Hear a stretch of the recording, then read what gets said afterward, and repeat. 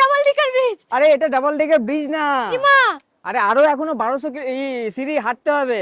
এটা double ডিকার bridge নয়, না এটা ডাবল ডেকার ব্রিজ না। এটা এমনি পার হতে হবে। হ্যাঁ এখনো আরো অনেকটা হেঁটে যেতে হবে, আর পার হেড একজন বা দুইজন যেতে পারে। দেখতে পাচ্ছো ওখানে মাত্র একজন যাচ্ছে, দেখো।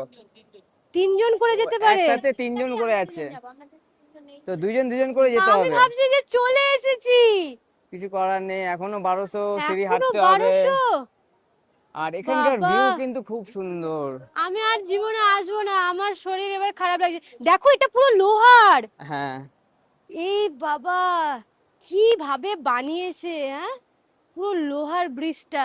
ওটা তো পুরো ছিল একদম নেচারের, পুরো একদম হ্যাঁ নেচার। শিকড়ের ছিল।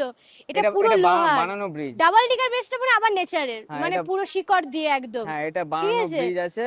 কিন্তু আর এটা ভালোই ক্রস লাগছে। করে কিন্তু আরো অনেকটা আমি হাঁটতে আবার হবে। সেই জুতো পরে নিয়েছি। ওখানে যে ডাবল ডিগার ব্রিজ আসার জন্য যে সিঁড়িগুলো, হ্যাঁ পুরোটা একদম পাথর পাথর হয়ে আছে সিঁড়িগুলো, মানে হাঁটতে পারছি না। আমার মানে অনেকে যে তারকেশ্বরে যায় পায়ের তলায় পুরো একদম মানে পাথরের গিতে গিতে একদম ফোসকা পড়ে যায়, হ্যাঁ পুরো সেরকম ভাবেই আমার পায়ে ফোসকা পড়ছিল। আমি ভাবলাম বাবা দরকার নেই, আমি কষ্ট করে এই জুতো পরে হাঁটি, কিন্তু এর এই জুতো পরেই হাঁটে, আমি পারবো না আর। বিশাল কষ্ট। আমার ফেসের অবস্থা দেখো কি অবস্থা, এদিক দেখা লাল হয়েছে এই যে। লাল হয়ে গেছে আমার ফেস।